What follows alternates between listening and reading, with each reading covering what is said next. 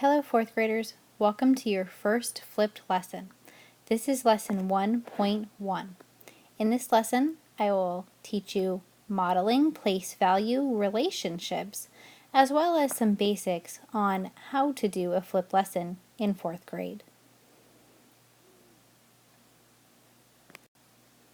The first thing to do is to pause this screen and write the lesson number and title in your notebook.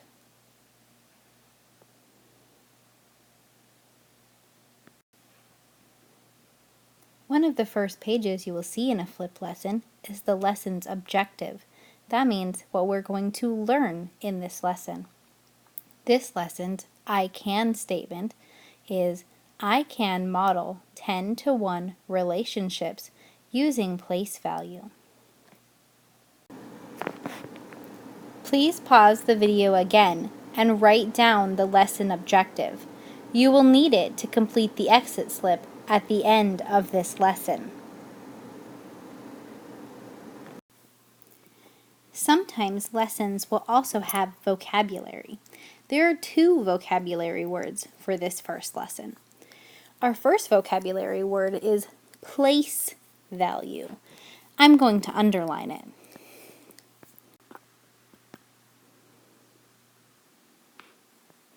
The place value of a digit is its place in the number. It's kind of like an address, where you would find that number. The value of a digit is how much that digit is worth, like money. Below, we have an example. Our example number is 1,547. Let's look at the digit 5. 5 is in the hundreds place. That's its address. We know that because it comes after the comma, and it's the 3rd number in. But 5 is not worth just 5, and it's not worth just 50. That 5 is worth 500. That is its value.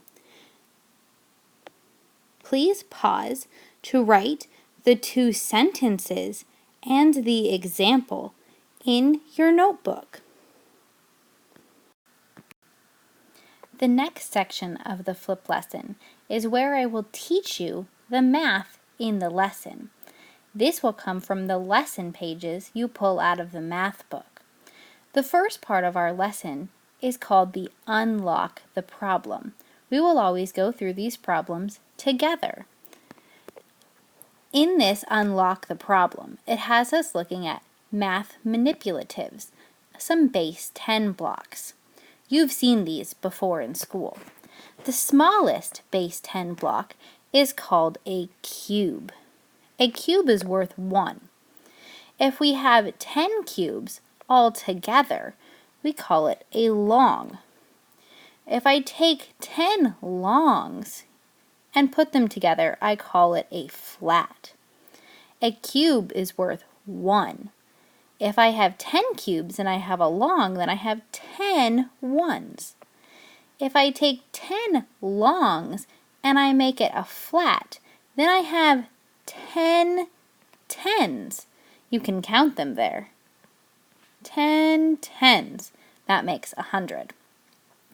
If I have 10 100s, I call that a cube.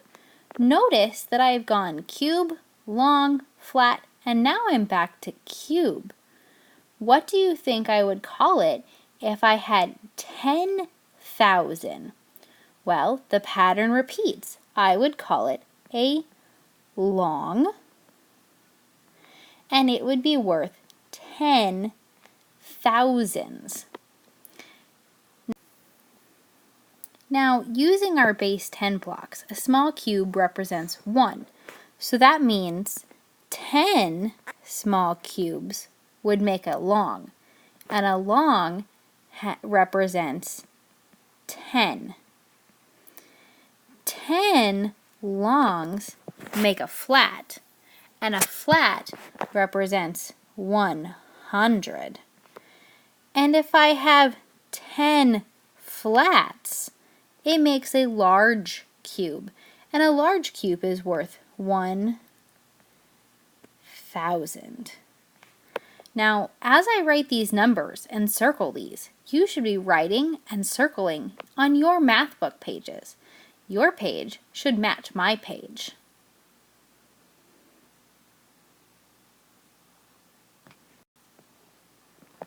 At the bottom of the page, you will see 2 questions. Let's answer them together. The first one says, describe the pattern in the shapes of the models. What will be the shape of the model for 10,000? Well, if you remember, I pointed out the first one was called a cube. Then we had a long, the next model was called a flat, and then we came back to a cube. So we found a pattern that went cube, long, flat, cube. So the next shape for 10,000 would be a long. Let's write that.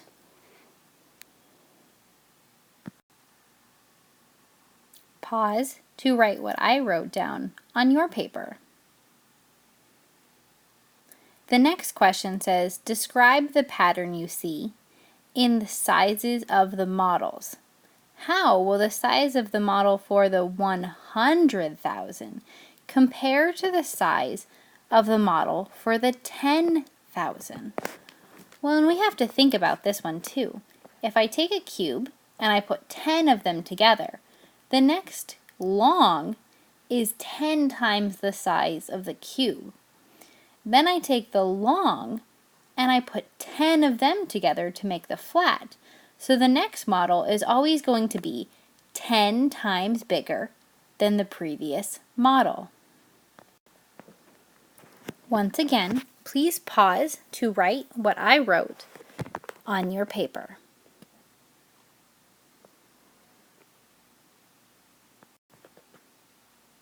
That's it for your first flip lesson.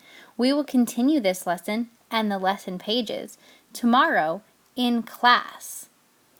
Before you finish, you need to go back to your teacher's website and fill out the exit slip. Remember, the exit slip is how your teacher knows that you've watched this video. Good night. See you tomorrow.